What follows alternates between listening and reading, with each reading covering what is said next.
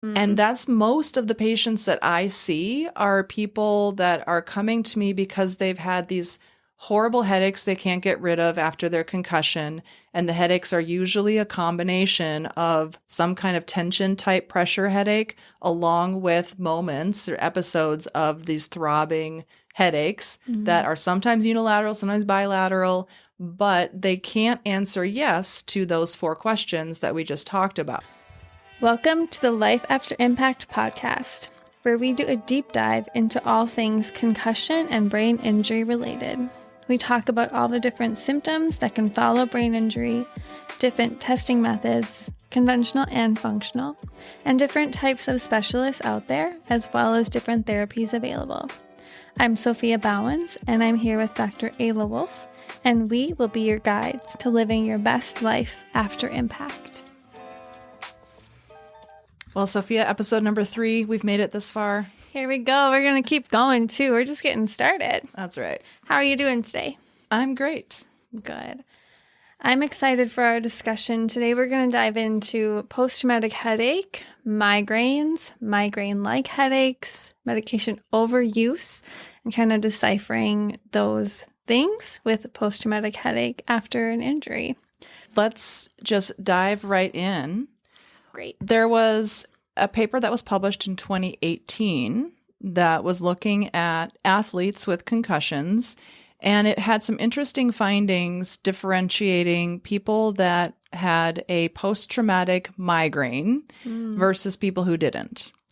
And one of the things they found was that the concussed athletes with post-traumatic migraines were 7 times more likely to have a longer recovery time than those without headaches at all, and 2 times more likely to have a longer recovery than other types of post-traumatic headaches. So is that saying that if you had migraines before an injury, that you're going to have a more complicated recovery, or what they're finding? So the literature says that people that have a history of migraines before their concussion, it's a risk factor for poor outcomes or a more prolonged recovery. And so I think that is important to recognize, and that presence of migraines before the concussion is also a key differentiating factor between trying to figure out whether people are indeed having true migraines or if they're having a post-traumatic headache that is migraine-like in nature. It resembles a migraine, but it's actually not. Sounds complex. We'll get into that because there's kind of 4 simple questions that can get to the bottom of that for a lot of people. I'd like to ask you or find out more about those questions, but first I want to know, what is a migraine? Yeah, so I think right out of the gate, a lot of people who have never had a migraine don't have a good sense of just how awful they are. I can attest to that. Yeah, and I currently do not have migraines, but there was a brief period of time that were definitely hormonally triggered. So I had migraines probably between the ages of 13 and 15, and I'll never forget the very first migraine I ever had. I went to my best friend's house. This is somebody I've been friends with since we were 3 years old. Wow. And I was at Elsa's house, and her mom had made chocolate chip pancakes for breakfast. Yum. And my mom was, of course, like this crazy health nut. So we never got chocolate chip pancakes at my house. No, that was unheard of. My house either. Yeah. My mom literally made me bring green beans to McDonald's, and I had to eat the green beans before I could have a Happy Meal. What a mom. Child abuse. It was terrible. I thought my mom was abusive when my most exotic cereal I was allowed to have was like Raisin Bran. Oh, that is bad. That and is not bad. Raisin Bran Crunch. That was too much sugar. It was awful. Oh, man. Okay. So more things we have in common. Yeah. So anyway, I'll never forget, I ate the chocolate chip pancakes, and then all of a sudden I started to get the migraine aura. And if you've never had that before, it can be frightening because you have no clue what's happening, and all of a sudden the whole world turns into a kaleidoscope, and you have like tunnel vision, and there's bright colors moving around, and I got very nauseous. And then I started vomiting, and then I had the horrible throbbing headache. And all I could do was just lay in bed and feel miserable and feel like I was going to puke for, 4 hours straight. And then you have the hangover after that where you just feel like crap. Awful. So migraines are terrible. I got migraines for a while when I was younger too. And they would always start with this like taste in my mouth and the aura that was hard to describe, kind of kaleidoscope-like, but also just like the world was different. It kind of looked smaller, was fuzzy around the edges. And when those would come on, all I could do would be like go in a dark room and sleep. Nothing else would help. Mm-hmm. No medication, because I'd get nauseous. I'd get light sensitive. I didn't want to smell anything. It was horrible. Yeah. Did you have food triggers for your migraines? I did. Cilantro would always trigger migraines for me. And then like greasy foods would be not good. Caffeine would sometimes help. Sometimes it would make it worse. So it was always hit or miss with that. My trigger was chocolate. I finally figured it out that if I ever, well, here's the weird thing. If I ever ate chocolate before lunch, it would trigger a migraine for me. And so I learned from the age of 13 on, and you know me, I'm addicted to chocolate. You love chocolate. That's what I was like, wait, what? Yeah. This is horrible. I am addicted to chocolate, but chocolate before lunch, it's like someone's trying to hand me poison. I do not want to even look at chocolate before lunch, even to this day. And I haven't had migraines for a very long time, but to this day, chocolate before lunch, I will not touch it. I'll never give you chocolate before lunch now. I know this. I'm learning this thing. So migraines can be really debilitating and have this aura-like component or sensitivity components. Well, and actually the research says only about 30% of migraine sufferers have the aura. Okay. And so even though we both have had this strong aura, 70% of people that get migraines don't actually have the aura. But so going back to your initial question of like, what is a migraine? So there's something called CGRP, calcitonin gene-related peptide. And when CGRP is released in large amounts, all of a sudden it causes vasodilation and blood vessels dilate. And then all of a sudden people can get this throbbing headache. Originally, they thought that was just that was kind of like the simplistic mechanism of just, blood vessels dilate and now all of a sudden the migraine happens. But now they're recognizing that there's this whole neural component to that. It's not just blood vessels dilate. And because if that was the case, if you just constricted the blood vessels, then that would basically fix it in, 100% of cases. And that's not true. We do know that for some people, they can take caffeine, it can constrict the blood vessels, and for some people that can help. But it's not like a 100% of the time, all I need to do is take a caffeine pill and my headache goes away, right? Or Excedrin, yep. Yeah, so there's this neurological component to it. There's a neurovascular component. It's the interaction of the nerves with the blood vessels that are part of this migraine pathophysiology. Sure. And all head pain involves the trigeminal system. And I use the word system intentionally because we have cranial nerve 5 is our trigeminal nerve. And that has 3 main branches, and those essentially cover the whole face all the way up until the top of the head. So it goes into the scalp and even the ear. But all of that information goes into different parts of the brain. So we've got different nuclei in the midbrain and the lower brain stem that all take that information and then converge that information with kind of other nerves from the back of the head. And so there's a very specific part of the lower brainstem and even into the spinal cord called the trigeminal cervical complex. And that is just a hub of sensory information about the face and the head that is transferring pain information to the brain. And so what happens with migraines is that this very specific part of the brain can become hyperactive. And that's where a lot of therapies are targeted in terms of neuromodulation. Is can we do some kind of neuromodulatory therapy on the trigeminal nerve on the face in order to kind of modulate that information going into that trigeminal cervical complex in the brainstem to then change this pain perception happening at these higher cortical levels. Or for me, I would always get pain kind of at the back of my head, the base of it almost. Like it would feel like kind of throbbing. And I would know like this is where this headache is kind of coming from. And working that area would be helpful. And for a while I thought, it's on my neck. But it's not just the neck that's involved there. It comes across, it's more systemic. Yeah, and in the back of the head, we've got the greater occipital nerve and the lesser occipital nerve and the third occipital nerve. And so all of the nerves in the back of the head also have kind of pathways that go into that trigeminal cervical complex. And so that's where it's like wherever the pain is in your head, it's all still kind of going to that same hub. And because that hub of information is in the lower brainstem and the upper spinal cord, that's why different types of, say, like chiropractic adjustments or manual manipulation of, say, C1 and C2 can have a big impact on these types of headaches. Because if those are subluxated or there's nerve impingement happening, that can just be a trigger for all of this. I think Atlas orthogonal or this upper cervical work for me has been helpful.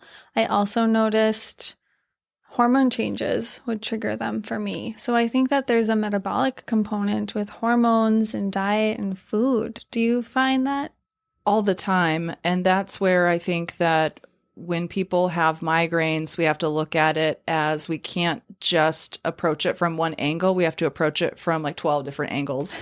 And right. Like your initial question of like, did you have food triggers? Like it dives right into that. Yeah. And the food trigger thing is interesting because it kind of goes back to more of this bucket theory of if your bucket is already full, the food trigger is just like that one extra drop that kind of tips you into the migraine. Yep.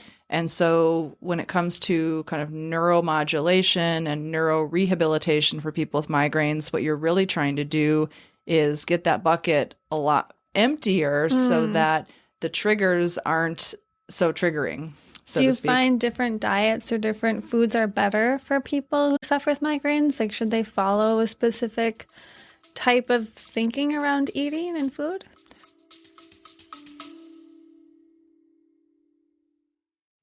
I've been drinking Purity coffee now for over 2 years, and one of the things that I absolutely love about Purity coffee is the fact that they do rigorous testing for mold toxins, pesticides, and heavy metals, which allows me to be able to drink their coffee and rest easy knowing that I am not consuming toxic chemicals, mycotoxins, or possibly heavy metals. I know a lot of our listeners are paying a lot of attention to their health and trying to do everything they can to stay healthy. And if you are a coffee drinker, one of the things that I would recommend is making sure that you're drinking a coffee that isn't putting more toxins into your body. If you would like to try Purity coffee, you can get 20% off your first order using our promo code LIFEAFTER20 by going to puritycoffee.com and entering that in the promo code box at checkout.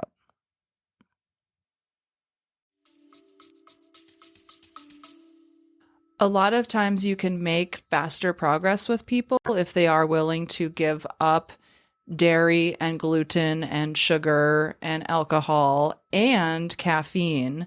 So a lot of people, you can't use caffeine therapeutically to abort a migraine if you're drinking a lot of it every single day. Sure. And so for a lot of people, when we're talking about people that have migraines like more than 15 days out of the month, like when people have lots of chronic migraines, that's when you have to really kind of pull all the stops and kind of remove a lot of things from the diet and the lifestyle and approach this from all the different angles. But if people can actually go caffeine free, they're going to have 3 to 5 days of horrible caffeine withdrawal headaches. Pretty awful. But usually if they can get through those 5 days, then they are through the worst of it. And in many cases, going caffeine free is actually an important part of addressing the migraines. I found that for me, hormones and food were important. Movement and activity was important.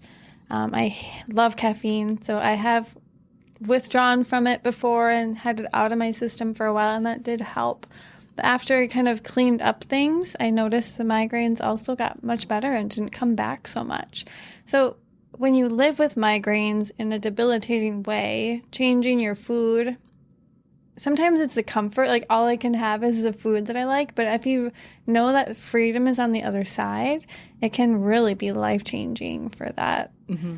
Yeah. I mean, when I took a course, it was a 150-hour course on migraines taught by Dr. Adam Harcourt, who has a clinic specifically in Santa Barbara where he specializes in people who have serious debilitating migraines. People from all over the world fly there to his clinic to get treated. And if I hope I'm saying this correctly, but I thought that he said that many times before he even has people come and do like a week-long intensive with him, he will ask them to basically cut out gluten and caffeine and a lot of foods out of their diet completely before they even show up to work with him, so that he's not fighting against some of these inflammatory things that are keeping them in that state. Right. What he's doing is he's setting himself and the patient up for success. Absolutely.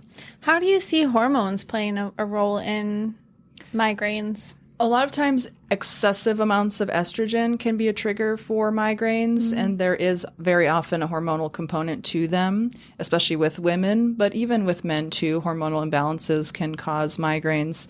And I like for any migraine sufferer patient that I work with to do a Dutch test or some kind of hormone test where we can really look at the breakdown between the different types of estrogen and how that relates to their progesterone levels, their testosterone levels, their DHEA, their cortisol, and just get all that information to say, okay, what hormonal imbalances might be driving these headaches. I had a woman who was in her 60s who developed migraines. And when we got her Dutch test results back, she was low across the board. So, I mean, below the postmenopausal range of where she should be.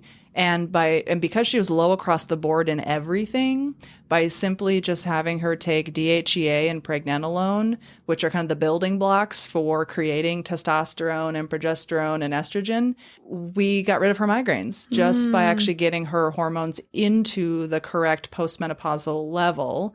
Whereas many people who are still cycling, many women that have excessive amounts of estrogen, by getting those levels down into a normal, healthy range, you can reduce the frequency of migraines too. Remember, Dutch test is your favorite hormone panel to do that kind of analysis? Why? It's my favorite because it gives you all of that information, whereas many people, if they just go in and have their blood drawn, all you get is just basic numbers for where their levels were at in terms of their E2, but it doesn't give, oftentimes it doesn't give the breakdown of E1, E2, and E3. And so what I like about the Dutch test is it gives you the ratios between the E1, 2, and 3 to see if they're in the correct ratios.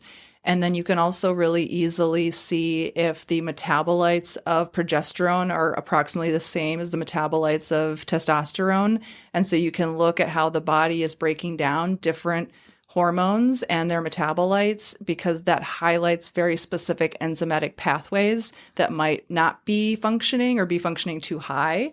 And so the Dutch test just gives you so much more information than a general blood test does that can help to figure out, okay, if this one enzymatic pathway is out of balance, I know the different kind of natural therapies that can help to bring it back in balance. And what do you do for a Dutch test? How is it different? Where do you find it? Or what kind of provider would you go to get a Dutch test? Usually a naturopathic doctor, a functional medicine practitioner, an integrative medicine doctor, or different acupuncturists based on kind of where they're practicing or what their backgrounds are.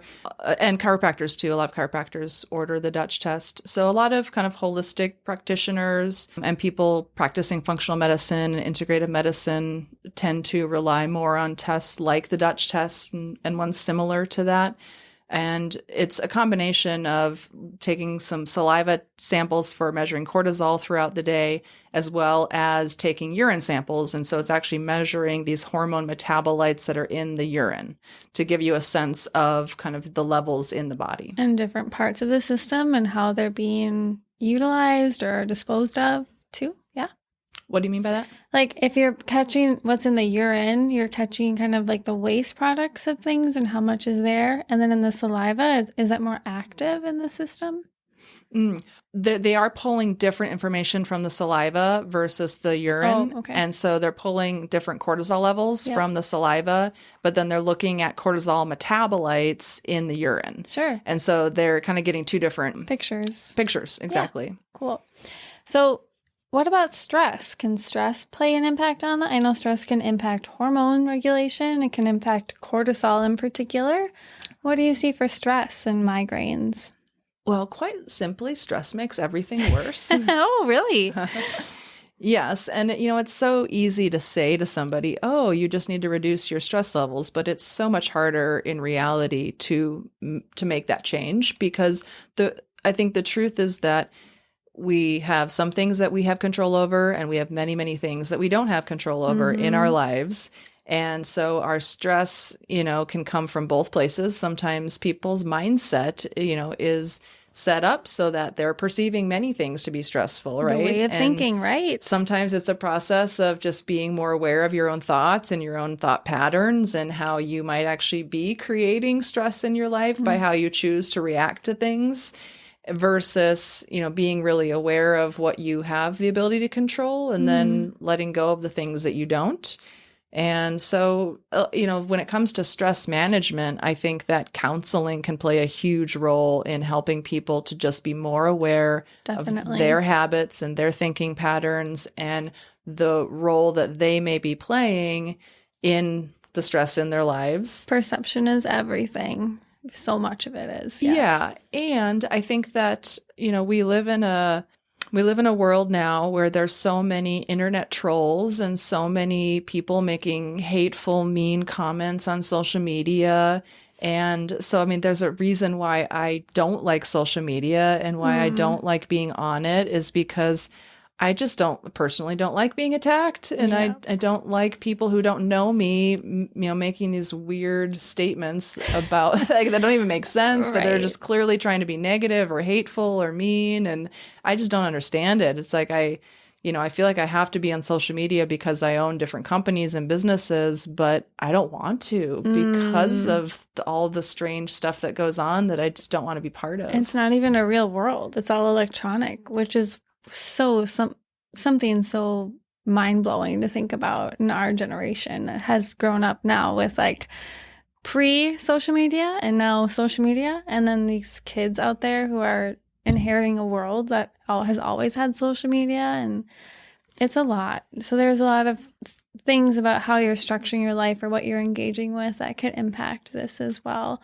Migraines are complex. As we are learning, headaches altogether are complex. What about headaches that are similar to migraines but not true migraines, migraine-like headache? Maybe you could talk about the questions you would ask if you were trying to have a clarity with experiencing a true migraine. You said there was 4 questions. Yeah. And again, this, I like to give credit where credit's due. So this came out of the teachings that Dr. Harcourt taught in his course on migraines that was offered through the Carrick Institute, which offers kind of postdoctoral training in applied clinical neuroscience.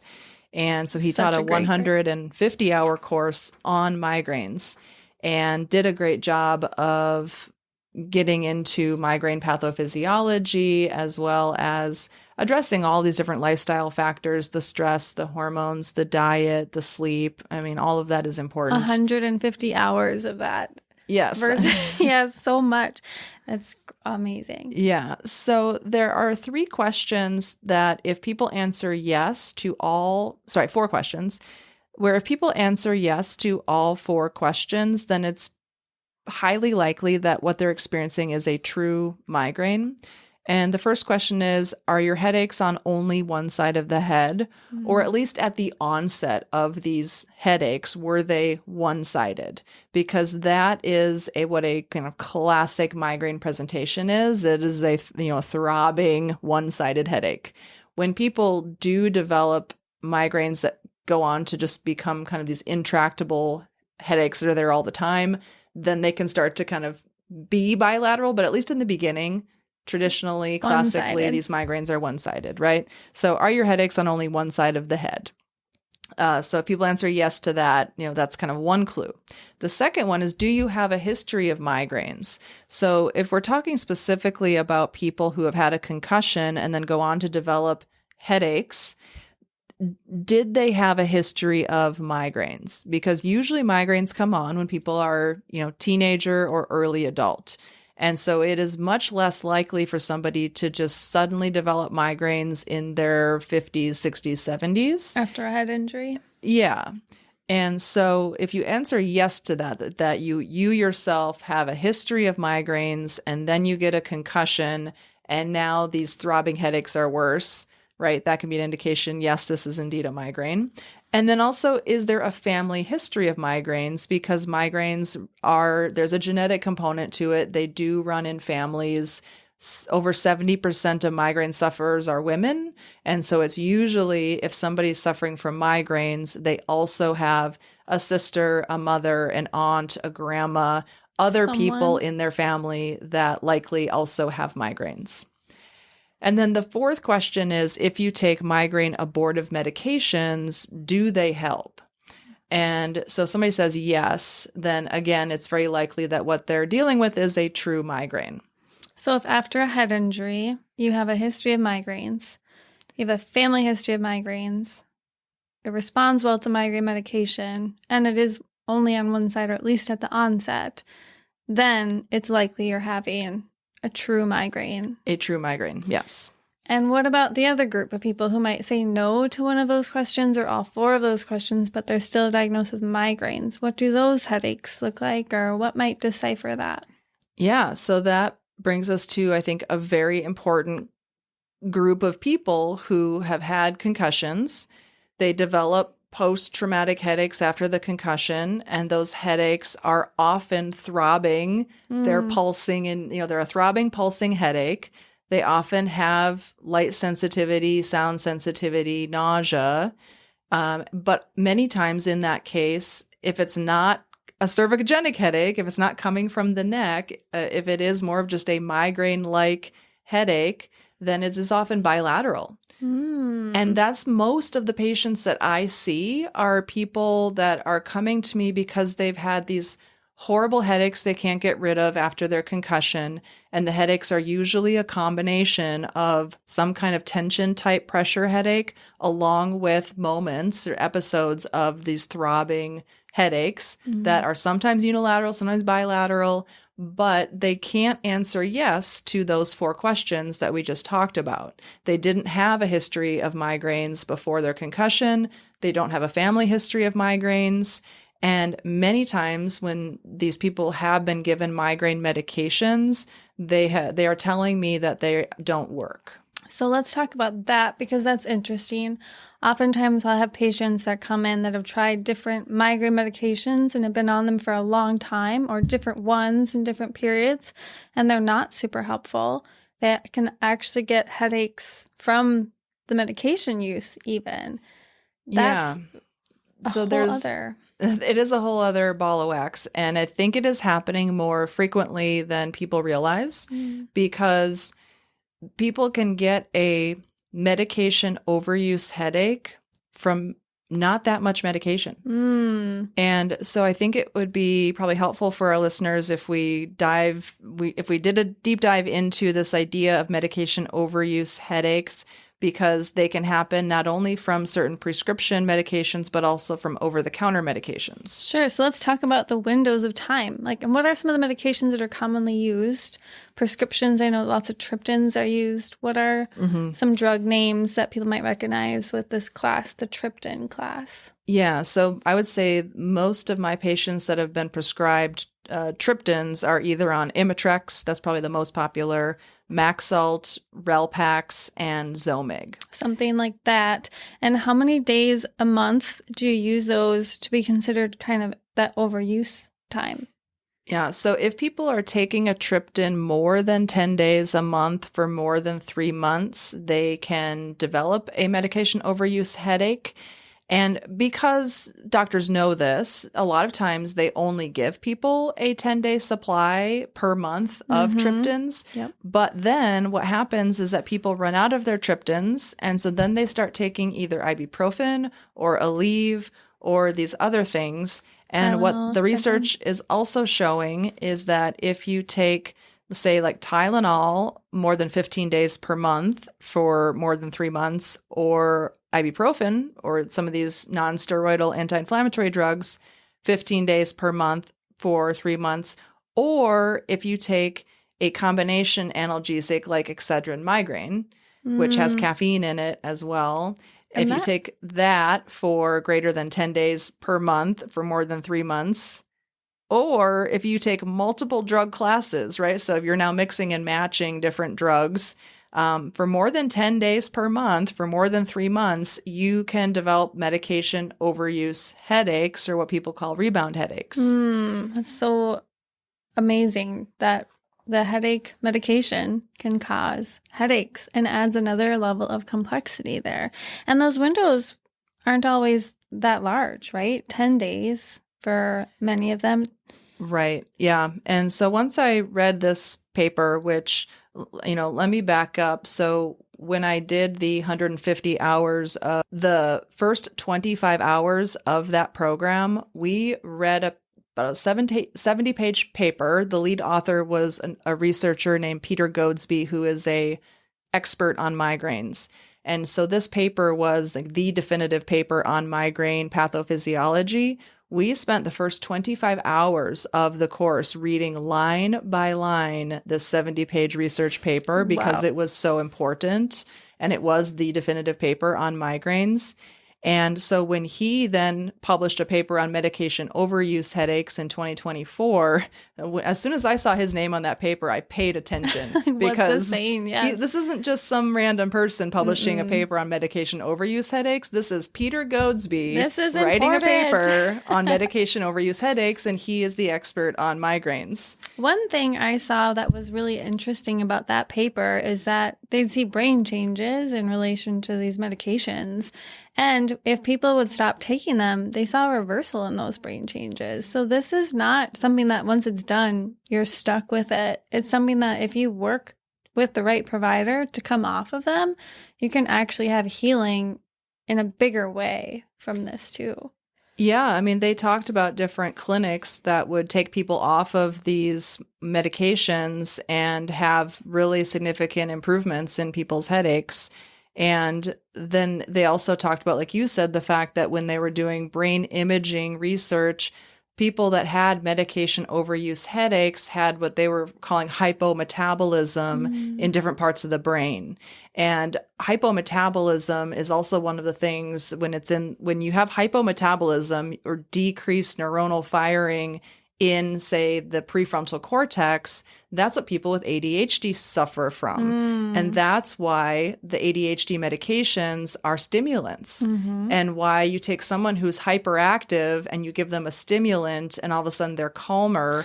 They're hyperactive because of actually a hypometabolism that's preventing them from actually having focused concentration. And so you give them a stimulant, you increase the metabolism in the prefrontal cortex, and all of a sudden they can do life better, they can function better. Yeah. And so when you've got hypometabolism happening in the prefrontal cortex, that can cause all kinds of cognitive symptoms. And after a concussion, people can also have hypometabolism. So then if you're giving them medications that create further hypometabolism, you can create further cognitive issues, maybe even depression, and things with difficulty focusing and attention and brain fog and all of that. And so that's another reason why these medications should really be used with caution, and especially with, say, like the triptans, should not be kind of accidentally given to people that maybe look like they have migraines but aren't actually suffering from true migraines. And then having the headaches from overusing that medication because it's not working for them, because it's not the right medication. This diagnosis component continues to be so important. Yeah. And I know I mentioned this in the previous episode, but I had, a patient who was in a very bad car accident, and she had a traumatic brain injury, and a lot of headaches, and she had broke her jaw, so she had a lot of facial pain, jaw pain. And as I worked with her, a lot of things were getting better, but her headaches were not getting better. And I kept asking her about her use of ibuprofen because she would kind of mention it casually.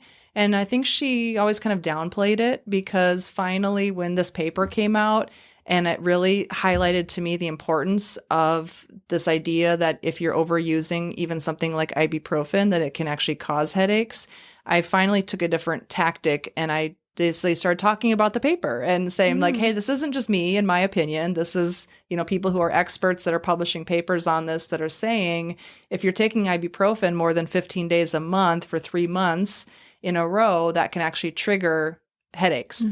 And so she finally took my advice and she stopped taking the ibuprofen after admitting to me that she took it almost every single day. Wow. And so she stopped taking it. And I saw her, at that point, I was only seeing her, I think, once a month, because everything else was really a lot better. It was just these headaches that were the most stubborn thing that she was dealing with. And so when I saw her a month later, she said, oh, yeah, my headaches are like practically gone. And it was just, such a stark proof to me that, wow, like, ibuprofen, as innocuous as it may seem, had actually been causing her headaches. And for over a year, she had headaches every single day. And she was probably taking the ibuprofen to help with them, not knowing they were driving them. Thank goodness for researchers, nerds that just like sit up there and do all these investigations, then publish it out there for patients to glean from, because providers and practitioners like yourself are doing the reading the research. And the reality is that doctors are so busy. Many of them are very burnt out. And so most doctors are not going home and reading all of the research at night, I mean, they often say it can take the 20 to 40 years for research to make its way into clinical practice. And that's too long. Like, we don't have time to wait 20 to 40 years. So people are suffering now. And so that's, one of the reasons why I wrote my book as well, is if you look at the dates of a lot of the research papers that I reference in my book, they are literally coming from papers that were published in 2023, 2024. Really up to date And research. So we live in a day and age where you can actually publish a book in 2025 that is based on research that was published in 2024. And I think, never have we lived in a time period where you could do that. No, it was always outdated or longer. You had to go to libraries and archives and read them and pull them out. Yes, different. Yeah. So that's, I think, another reason why I'm so excited, is that my book is really representative of the most kind of recent research that we have, the most cutting edge research that ultimately hasn't fully made its way into mainstream medicine and into the forefront of people's minds yet. So what guidance would you give a migraine sufferer, post-traumatic headache migraine sufferer, or migraine-like sufferer if they suspect these things? What do you think they should do or could do? Yeah, I think the first step is, if people answered no to all 4 of those questions at the beginning of the podcast and they've been diagnosed with migraines, they should probably go back to their prescribing physician or doctor and have a conversation around whether or not that's the right diagnosis for them.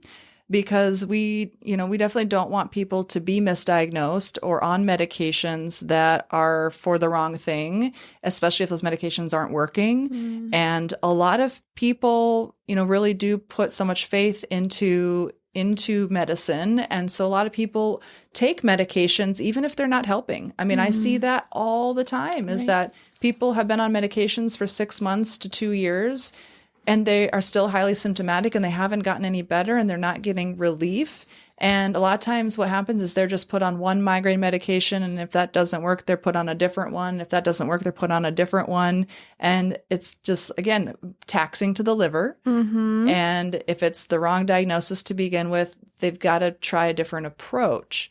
So for the people who don't have true migraines and they have, quote, migraine-like post-traumatic headaches, the migraine medications are likely not going to help them. And so there are other medications like amitriptyline. We talked about that before, where some people get some relief from that.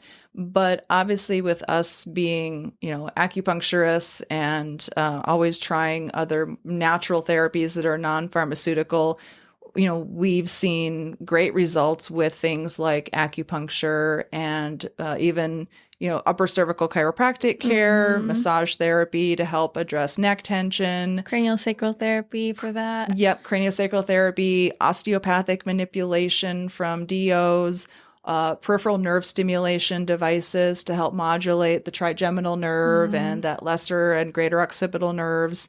So there's a lot of other therapies that I think can do a lot for those people. Yeah, exercise, dietary changes, like the diet, I don't think it can be underemphasized, but you have to make sure that the diagnosis is right. So you're working with the right set of information. Yeah, absolutely.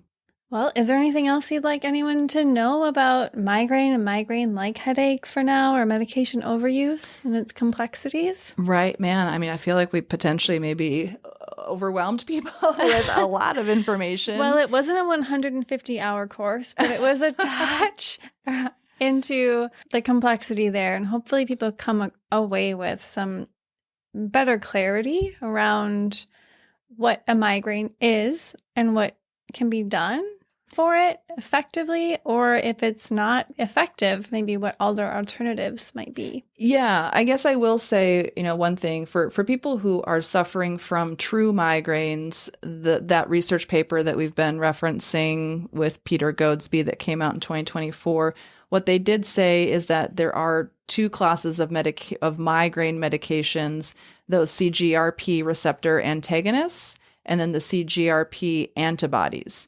So the CGRP receptor antagonists are things like Ubrelvy, and then the CGRP antibodies are things like Emgality and Ajovy. And many of these are a once-a-month injectable medication. And what they were saying is that for people that have true migraines that are dealing with medication overuse headaches, that those are safer medications and that they don't cause those medication overuse headaches.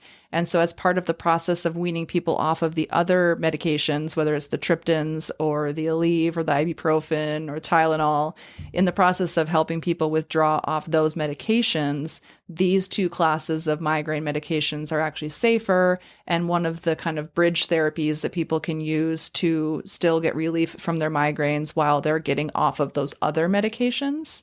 So again, that's something that I think people could go to their doctors and ask them about. So that's, I think, important to recognize. And then, I think it's also important just to recognize that these migraine medications aren't something you can stop abruptly. You have to use guidance to come off of them in different ways. Yeah, absolutely.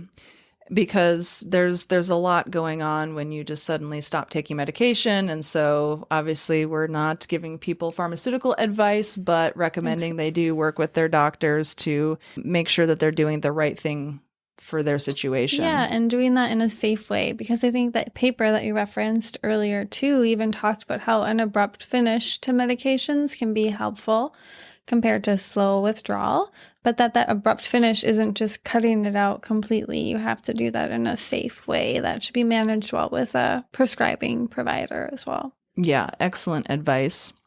There was also another research paper. It was a meta-analysis looking at all the different research papers that have been published on omega-3 essential fatty acids. And what they found is that when people were taking high doses of omega-3 essential fatty acids, and we're talking like 1,800 milligrams to 2,000 milligrams a day consistently, that actually was effective in helping people reduce the frequency of their migraines. And I often find that people are taking omega-3 essential fatty acid supplements, fish oils, things like that, but that they're not taking them at those higher doses.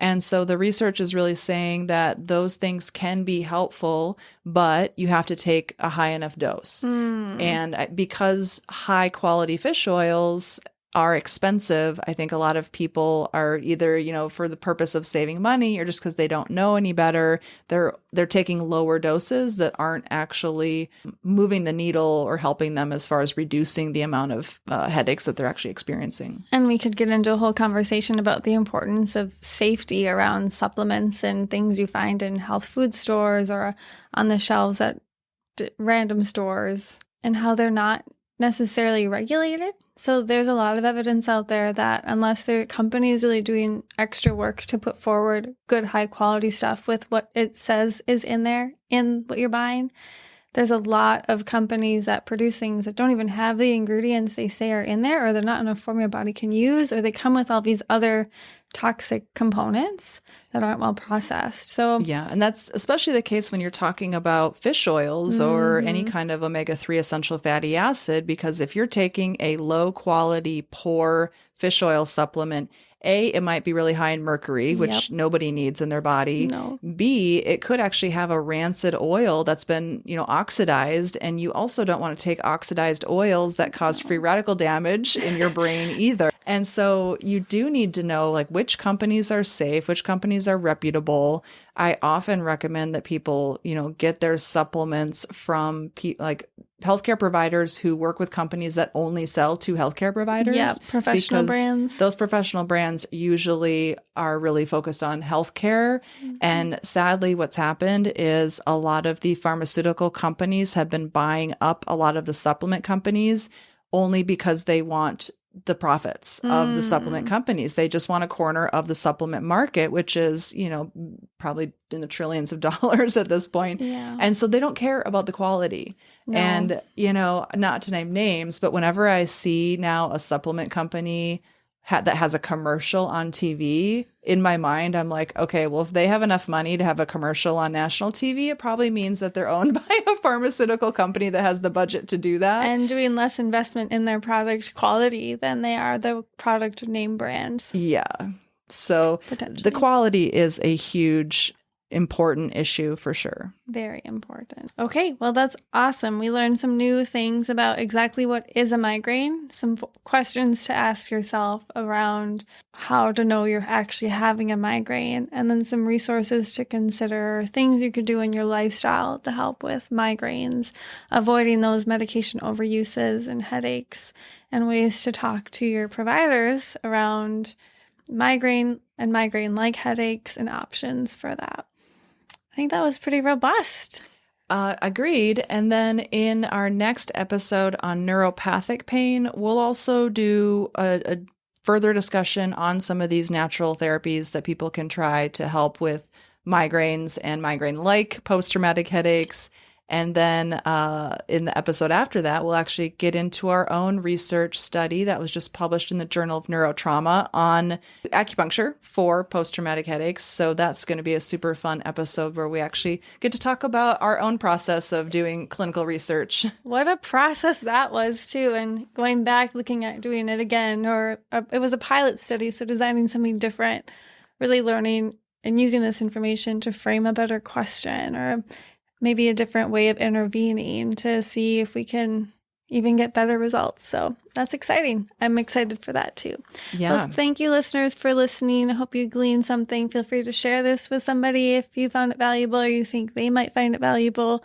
Share it with your providers and tune into our next episode on neuropathic pain and how that can cause a lot of headaches and be really similar to post-concussion symptoms. Excellent. Thanks for listening. Medical disclaimer. This video or podcast is for general, informational purposes only and does not constitute the practice of medicine or other professional healthcare services, including the giving of medical advice. No doctor-patient relationship is formed. The use of this information and materials included is at the user's own risk. The content of this video or podcast is not intended to be a substitute for medical advice, diagnosis, or treatment. Consumers of this information should seek the advice of a medical professional for any and all health-related issues. A link to our full medical disclaimer is available in the notes.